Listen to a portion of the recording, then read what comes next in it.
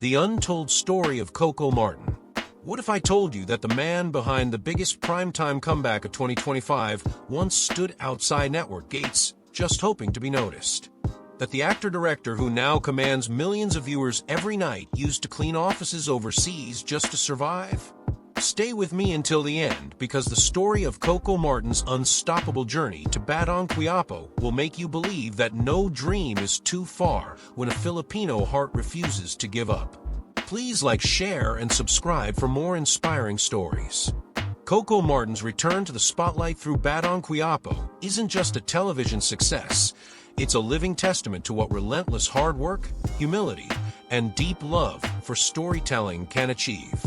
In 2022, when Ang Provinciano finally wrapped up after a historic 7-year run, many thought Coco had peaked.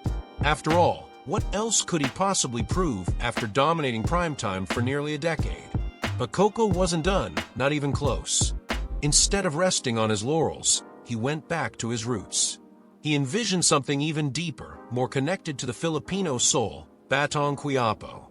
Inspired by the 1986 film and the character of Tangle, Coco took it upon himself to reimagine the classic, not just as an actor, but also as its director and creative mind. This wasn't just a project, it was a mission. He spent months walking through the streets of Quiapo, absorbing its rawness, listening to real people, and ensuring every scene had truth.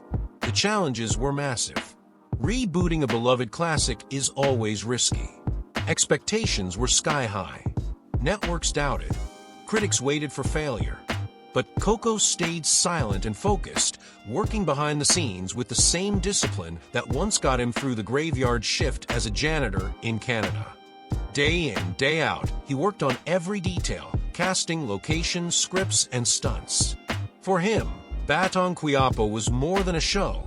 It was a reflection of the Filipino struggle, grit, and resilience. When Batang Quiapo premiered in early 2023, it instantly broke viewership records. But it wasn't until 2025 that the show reached a new level of cultural impact. With Coco's intense storytelling, it brought to light real societal issues: poverty, justice, and identity, things many Filipino families quietly deal with every day. Audiences didn't just watch the show, they saw themselves in it. And through the character of Tangle, they found a version of themselves fighting to rise from the mud. Coco Martin, now in his 40s, proved that greatness isn't about fame. It's about consistency, humility, and commitment to truth. He didn't let comfort make him soft. He didn't use his past success as a pillow. Instead, he used every opportunity as a platform to serve his audience better. Even when the cameras stopped rolling, Coco stayed on set, mentoring young actors, talking to crew members, and reminding everyone of their purpose.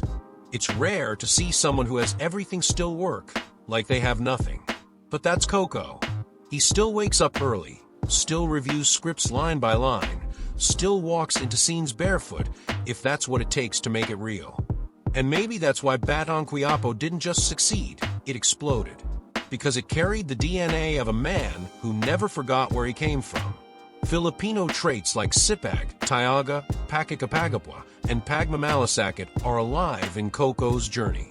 He represents the Karanawang Filipino who faces storms but keeps walking. The OFW who misses Christmas to earn. The tricycle driver who works double shifts for his child's tuition.